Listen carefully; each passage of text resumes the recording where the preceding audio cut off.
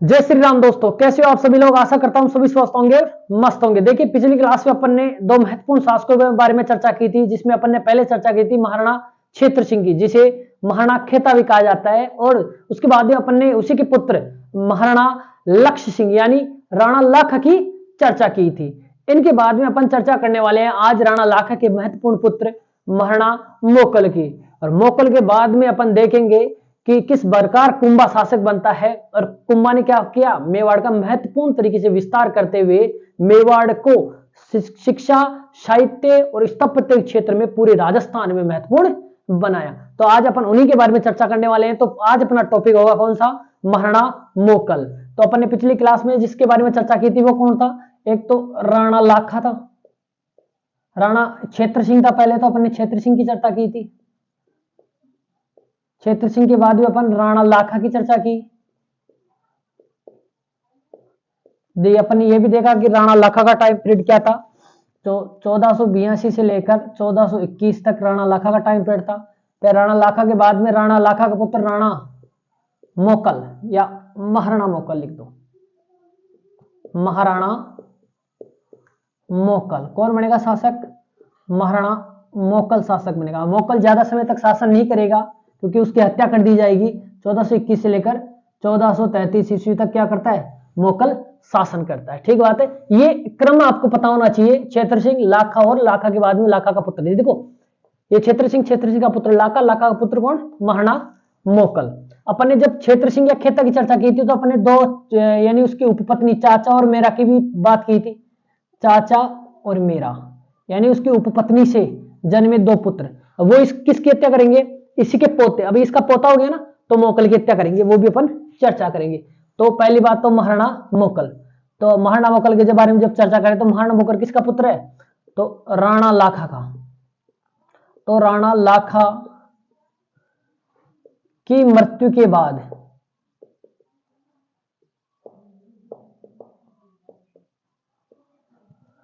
12 वर्ष की अवस्था में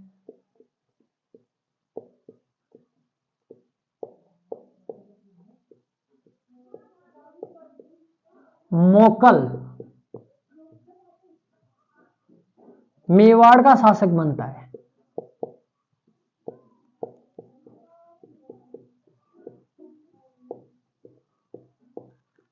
ठीक है, जो कि अपन ने जब पढ़ा था कि जब राणा लाखा का विवाह किया गया हंसाबाई के साथ, तो यह शर्त रखी गई थी कि भाई यानी लाखा की मृत्यु के बाद में उसका अगला उत्तराधिकारी कौन होगा, हंसाबाई से उत्पन्न होने वाला पुत्र ही अगला उत्तराधिकारी होगा। और कुंवर चुंडा ने इस संबंध में भीष्म प्रतिज्ञा ली थी। तो उस शर्त के अनुसार ही क्या हुआ, राणा लाखा की मृत्यु के बाद में हंसाबाई से उत्पन्न हुआ पुत्र कौन, महाराणा मोकल क्या बनता है, 12 वर्ष की अवस्था में क्या बनता है, मेवाड़ का शासक बनता है। ठीक बात है। अब जब शर्त पूरी हो गई तो अब शर्त, दूसरी शर्त क्या थी भाई, इसका संरक्षक किसे नियुक्त किया जाता है। तो जब संरक्षक शुरू में ही कुंवर चुंडा को इसका संरक्षक नियुक्त कर दिया गया था, तो किसने नियुक्त किया था, राणा लाखा ने। किसका, मोकल का। तो जब ये छोटा था तो कुंवर चुंडा शासन संभालेगा। जब मोकल मेवाड़ का शासक बनिया तो कुंवर चुंडा ने बड़ी कुशलता से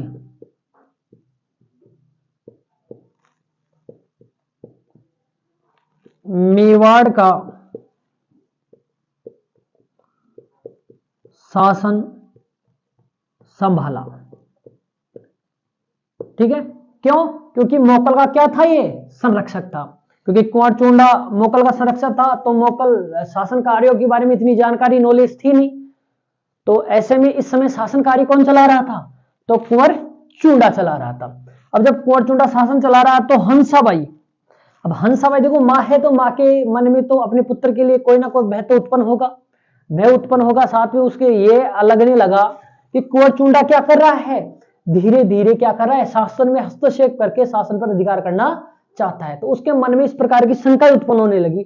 जब इन शंकाओं का पता किसको चला, स्वाभिमानी चुंडा को चला। किसको चला, स्वाभिमानी चुंडा को जब इस बात का पता चला कि हंसाबाई अपने ऊपर क्या कर रही है, संदेह कर रही है कि भाई ये क्या कर लेगा, शासन को हत्या लेगा, तो ऐसे में क्या करता है स्वाभिमानी चुंडा मेवाड़ छोड़कर कहां चल जाता है, मांडू यानी मालवा के शासक होशांग शाह के दरबार में चला जाता है। तो ठीक है,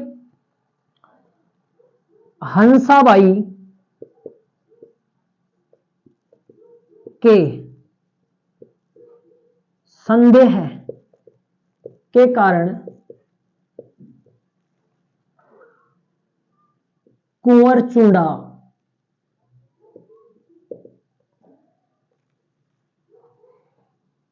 मेवाड़ छोड़कर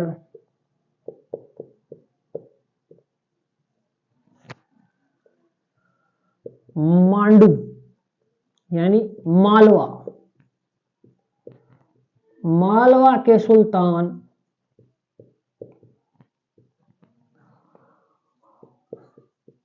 होशांग शाह,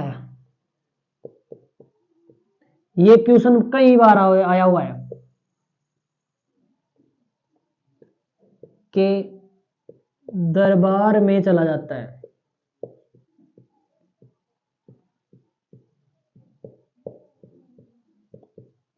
जहां इसे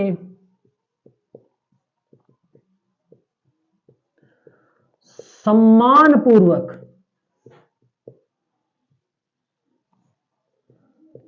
रखा जाता है, यानी बड़े सम्मान के साथ मालवा के दरबार में इसको रखा जाता है।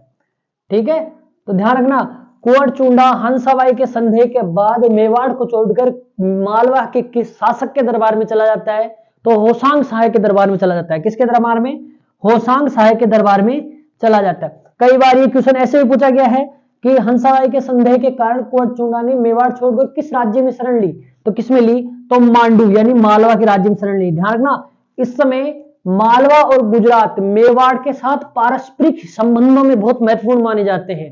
इस कारण अक्सर बच्चे कंफ्यूज में रहते हैं कि मांडू में गया या मालवा, इसमें क्या नाम है, गुजरात में गया। तो ध्यान रखना, मांडू यानी मालवा के दरबार में चला जाता है। मालवा किस शासक के दरबार में, तो होशांग शाह के दरबार में चला जाता है। ये होशांग शाह बाद में भी नाम आएगा। ठीक है, तो ये ध्यान रखना। अगली बात,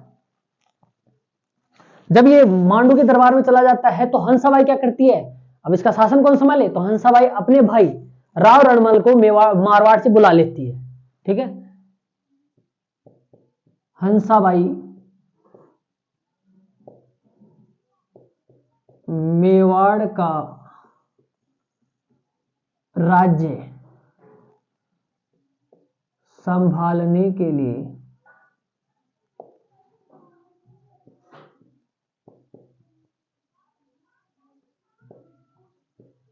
मारवाड़ से अपने भाई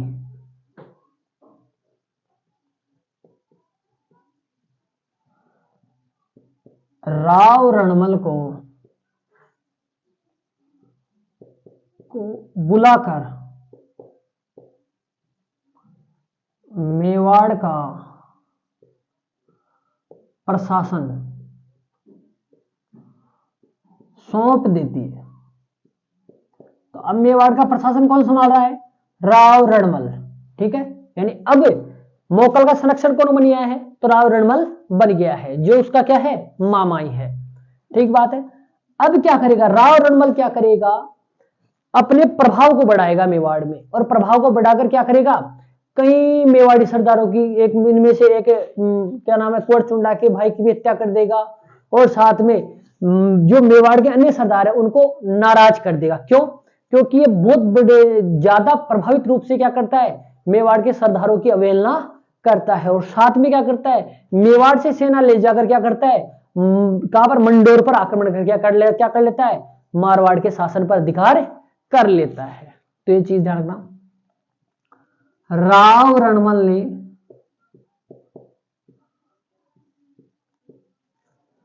मेवाड़ सेना की सहायता से, यह भी क्वेश्चन पूछा जा सकता है, किस सेना की सहायता से राव रणमल ने मंडोर पर अधिकार कर लिया था या मारवाड़ पर अधिकार करके राज्य प्राप्त किया था, तो मेवाड़ सेना की सहायता से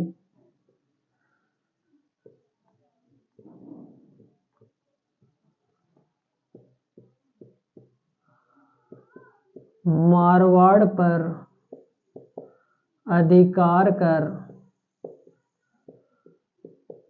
राज्य प्राप्त किया। अब उस समय तक तो क्या राजधानी मंडोर हुआ करती थी, और बाद में जाकर जोधा ने जोधपुर नगर बसाया और जोधपुर शहर बसाया, साथ में ये जो आपका मेहरानगढ़ दुर्ग बनवाया। तो जब जाकर आपका जोधपुर राजधानी बनी, इससे पहले राजधानी क्या हुआ करती थी, तो मंडोर हुआ करती थी।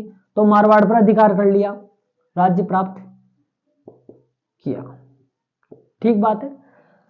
इसी बीच में क्या किया, जब ये मारवाड़ लेने में व्यस्त था रावरणमल, तो मोकल ने अपनी शक्ति का संगठन किया। मोकल समझ गया कि अब क्या है कि अपन को सत्ता लेनी पड़ेगी हाथ में। तो इसी समय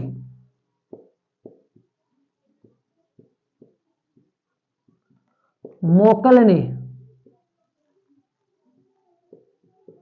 अपनी शक्ति का संगठन कर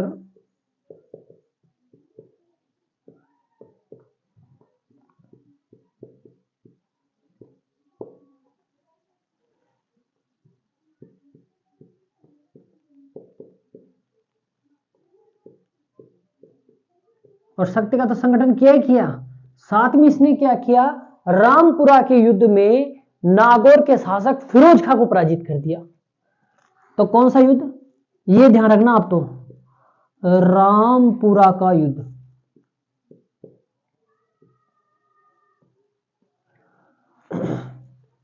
कहां पर, तो भीलवाड़ा में हुआ। कब हुआ, तो ध्यान रखना 1428 ईस्वी में हुआ रामपुरा का युद्ध। किस किस के बीच में हुआ बेटा, ध्यान रख लेना, ये इंपॉर्टेंट है। तो राणा मोकल वर्सेज नागौर के फिरोज खां।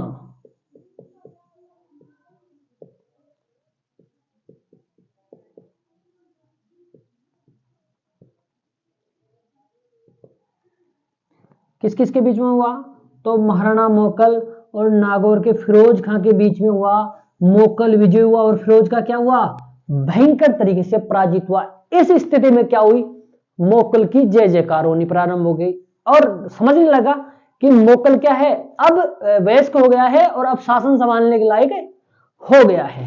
किस युद्ध के बाद, रामपुरा के युद्ध के बाद। ठीक है, तो अब मोकल धीरे धीरे क्या करता है, शासन को अपने हाथ में लेना प्रारंभ कर देता है। ठीक बात है, एक बार स्क्रीनशॉट लो ताकि अपन मोकल के बारे में और चर्चा करें। अब देखो, अब मोकल क्या करेगा, अब मोकल इसी समय क्या होता है, इसी बीच मोकल धीरे धीरे अपने शासन को संभालने लग जाता है और इसी समय गुजरात के शासक का क्या होता है, मेवाड़ पर आक्रमण होता है। ठीक बात है, किसका आक्रमण होता है, मेवाड़ पर गुजरात शासक का आक्रमण होता है 1433 में।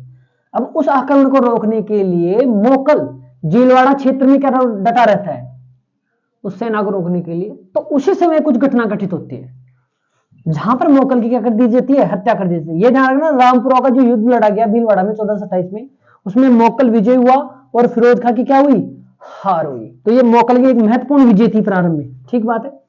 अब क्या करेगा गुजरात के शासक, तो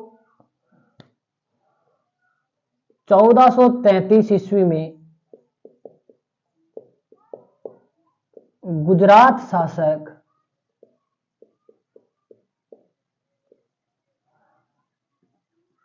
अहमद शाह, गुजरात शासक अहमद शाह का मेवाड़ पर आक्रमण होता है।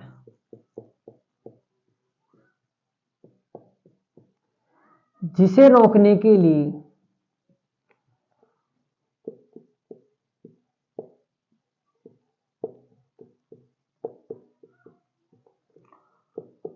मोकल सेना के साथ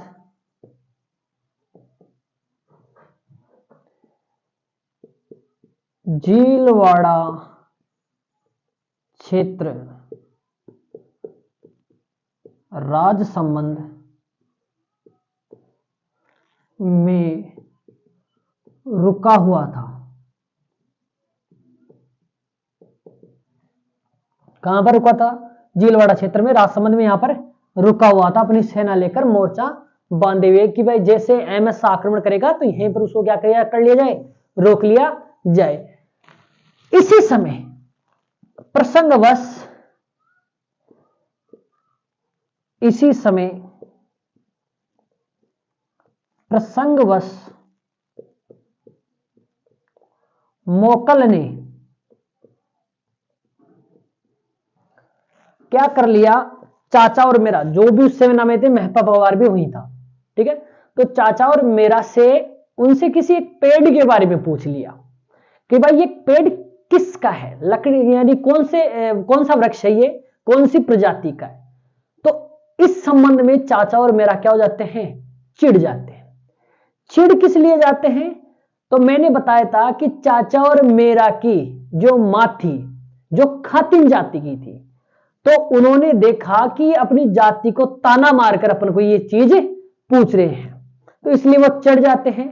फिर चिढ़ तो जाते हैं, लेकिन महपा पवार के भड़काने के कारण वो क्या कर देते हैं, चाचा और मेरा मिलकर किसकी हत्या कर देते हैं, महाराणा मोकल की हत्या कर देते हैं। तो महाराणा मोकल की हत्या कहां पर हुई, जीलवाड़ा क्षेत्र में ही अहमद शाह की सेना का सामना करने के लिए डटा हुआ था, और चाचा और मेरा क्या कर देते हैं, धोखे से इसकी क्या कर देते हैं, हत्या कर देते हैं। प्रसंगवश मोकल ने चाचा और मेरा से, क्योंकि चाचा और मेरा कौन थे, तो मैंने बताया था ये क्षेत्र सिंह की एक उपपत्नी थी, ठीक है, जो खातिन जाति की थी, है ना। तो इस खातिन जाति की कौन कौन उत्पन्न हुए थे, चाचा और मेरा। तो इस मोकल ने क्या कर लिया, चाचा और मेरा से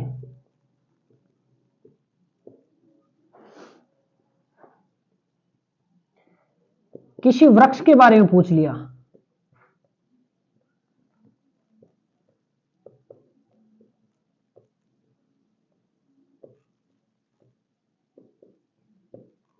जिससे चाचा और मेरा नाराज हो गए।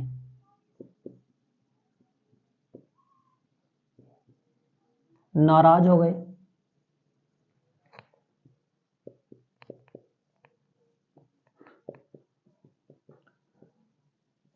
तथा महपा पवार के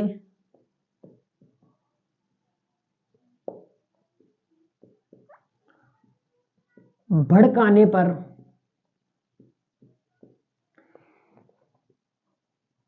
इन्होंने मिलकर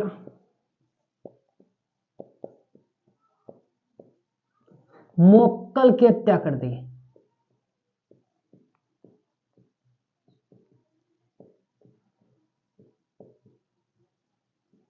किसकी हत्या कर दी, मोकल की हत्या कर दी। इसी समय छावनी में कुंभा भी यहीं पर था, लेकिन कुंभा को तो बचा लिया गया, ठीक है। किसकी हत्या कर दी, आपके मोकल की हत्या कर दी गई, किसके भड़काने पर, महपा पवार के भड़काने पर।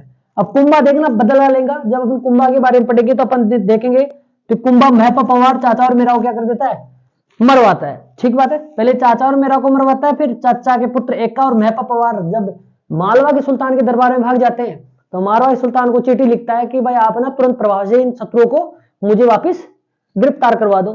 जब मालवा शासक मना कर देता है, तो उनके बीच में एक बहुत महत्वपूर्ण युद्ध लड़ा जाता है, सारंगपुर का युद्ध। उनकी चर्चा अपन कुंभा में करेंगे, तो ये कहानी आपको ध्यान होनी चाहिए। तो मोकल की हत्या कर दी गई।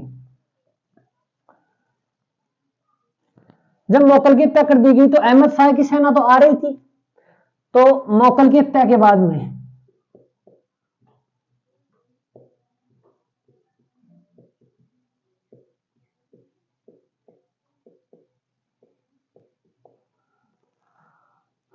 मोकल की पत्नी, मोकल की दूसरी रानी कमलावती मात्र 500 सैनिकों के साथ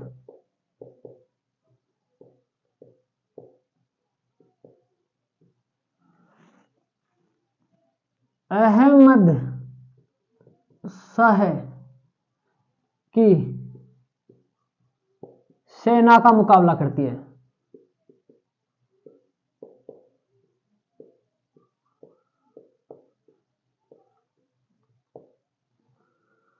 जब विजय की आस न मिली,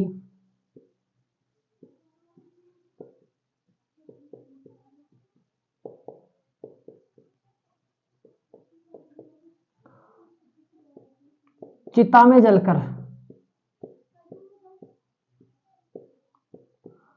आत्मदाह कर लेती है।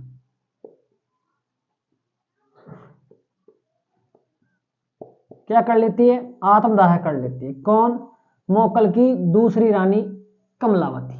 ठीक है, एक रानी सौभाग्यवती थी जिससे किसका जन्म हुआ था? कुंभा का जन्म हुआ था। दूसरी रानी कमलावती थी, तो ये मात्र 500 सैनिकों के साथ, क्योंकि मोकल की तो हत्या कर दी गई थी और कुंभा को बचाकर मेवाड़ ले जाया गया था। ठीक है, और बाकी जो शत्रु थे ये भाग छूटे थे। ठीक है, तो 500 सैनिकों के साथ अहमद शाह की, अब ये से थोड़ी छोड़ा जा सकता है कि भाई आंतरिक गृह युद्ध के चक्कर में अहमद शाह जब आक्रमण कर रहा है तो उसको छोड़ दिया जाए, तो उसको डांटने के लिए भी कोई तो रुकेगा।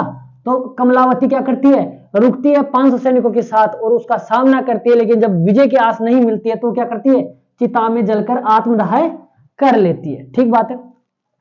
इस प्रकार क्या हुआ? मोकल का शासन पीरियड खत्म हो जाता है। मोकल ने अपने शासन टाइम में बहुत सारे निर्माण कार्य भी करवाए। चूंकि आपको पता ही होगा कि परमार शासक भोज द्वारा निर्मित त्रिभुवन नारायण मंदिर, जिसे समिधेश्वर मंदिर भी कहा जाता है, उसका जीर्णोद्धार किसने करवाया? मोकल ने करवाया। और इसी कारण वो मंदिर क्या कहलाने लगा? मोकल जी का मंदिर भी कहलाने लगा।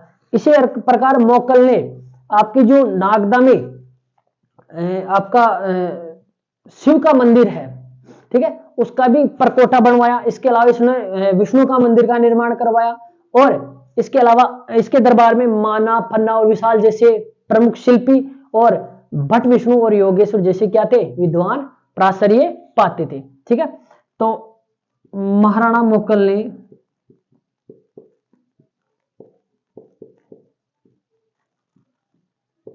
यहां पर निर्माण कार्य से पॉइंट लगा लेना। कौन सा कार्य? निर्माण, मोकल के निर्माण कार्य। ठीक है, ताकि इस पॉइंट से अपन समझ सके निर्माण कार्य में क्या क्या महाराणा मोकल ने परमार राजा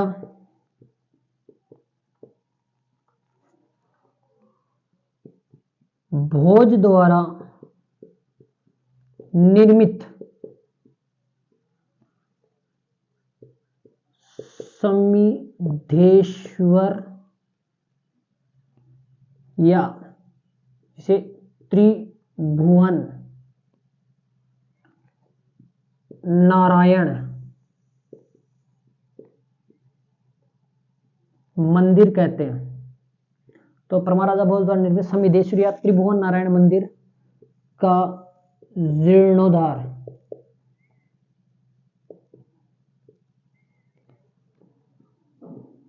करवाया।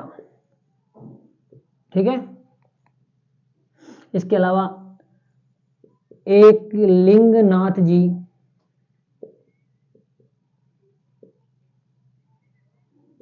के मंदिर का परकोटा निर्मित करवाकर उसकी सुरक्षा की व्यवस्था की, उसकी सुरक्षा की व्यवस्था की। ठीक बात है। तो दो महत्वपूर्ण निर्माण कार्य में क्या किया महाराणा मोकल ने? तो महाराणा मोकल ने परमार राजा भोज द्वारा निर्मित समिधेश्वर मंदिर, जिसे त्रिभुवन नारायण मंदिर कहा जाता है, उसका जीर्णोद्धार करवाया। इस कारण यह मंदिर क्या कहलाया? मोकल जी का मंदिर कहलाया। क्या कहलाया? मोकल जी का मंदिर। ठीक है, ये इंपॉर्टेंट चीज है, कई बार क्वेश्चन पूछा गया है। किस मंदिर को मोकल जी के मंदिर के नाम से जाना जाता है? तो समिधेश्वर मंदिर बोल दो या त्रिभुवन नारायण मंदिर बोल दो। ठीक है, तो ये चित्तौड़ में है, ये ध्यान रखने की बात है। इसके अलावा एक लिंगनाथ जी जो नागदा उदयपुर में स्थित है मंदिर, उसका भी इसने क्या किया? जीर्णोद्धार करवाया और उसने क्या करवाया? परकोटे का निर्माण करवाकर उसकी सुरक्षा की व्यवस्था की। ठीक बात है, क्योंकि एक लिंगनाथ जी मेवाड़ के कुल देवता है। ठीक है, ठीक है, एक बार स्क्रीनशॉट लो ताकि अपन इसके और कुछ निर्माण कार्य हैं उनके बारे में चर्चा कर लेते हैं। और क्या निर्माण कार्य करवाए मोकल ने? ठीक है, उनको भी ध्यान रखना है अपन को। तो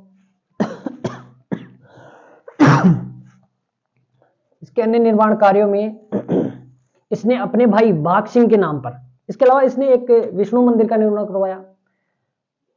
मोकल ने विष्णु या द्वारिकाधीश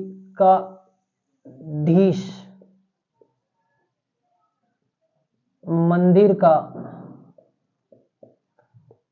निर्माण करवाया। ठीक बात है।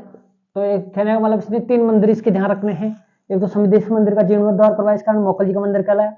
एक लिंगनाथ जी के मंदिर के प्रकोष्ठ का निर्माण कराया, अगर इसकी सुरक्षा की व्यवस्था करवाई। इसके अलावा विष्णु मंदिर, जिसे द्वारिकाधीश मंदिर कहते हैं, उसका निर्माण करवाया, तथा अपने भाई बाघ सिंह के नाम पर बाघेला तालाब बनवाया। कौन सा तालाब? बाघेला तालाब बनवाया। कौन सा तालाब बनवाया? बाघेला तालाब बनवाया, बाघ सिंह के नाम पर। ठीक बात है। इसके अलावा इसके दरबार में रहने वाले प्रमुख शिल्पी, तो इसके दरबार में बहुत महत्वपूर्ण आर्किटेक्ट रहते थे, दरबारी शिल्पी रहते थे, जिसमें मना, फना और विशाल। ठीक है, इन तीनों का नाम ध्यान रखना, कई बार पूछा गया है। मना, फना और विशाल जैसे शिल्पी किस मेवाड़ शासक के दरबार में रहते थे? तो किसके दरबार में? मोकल के दरबार में रहते थे। इसके अलावा इसके दरबार में दरबारी विद्वान दरबारी विद्वानों में कौन कौन? योगेश्वर और भट्ट विष्णु, या विष्णु भट्ट जिसको बोलते हैं मन। ठीक है, ये 2 प्रसिद्ध विद्वान भी इसके दरबार में रहते थे। ध्यान रखना, इसी मोकल की पत्नी, मोकल की रानी सौभाग्य देवी से, किससे?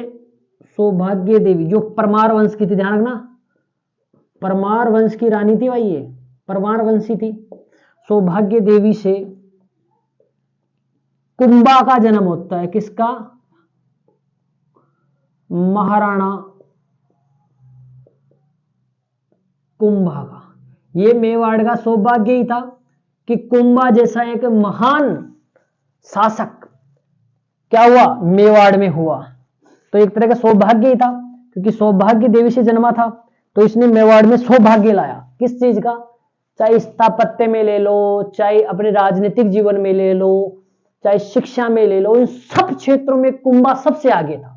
इसलिए कुंभा का शासनकाल मेवाड़ के लिए एक तरह का स्थापत्य के क्षेत्र में गोल्डन पीरियड के रूप में देखा जाता है। तो उसकी चर्चा अपन अगली क्लास में करने वाले हैं कि कुंभा ने क्या क्या किया, अपने राजनीतिक जीवन में क्या किया, और अपने कल्चरल जीवन में उन्होंने क्या महत्वपूर्ण कार्य किए, उन सब के बारे में चर्चा अपन अगली क्लास में केवल कुंभा के बारे में चर्चा करेंगे।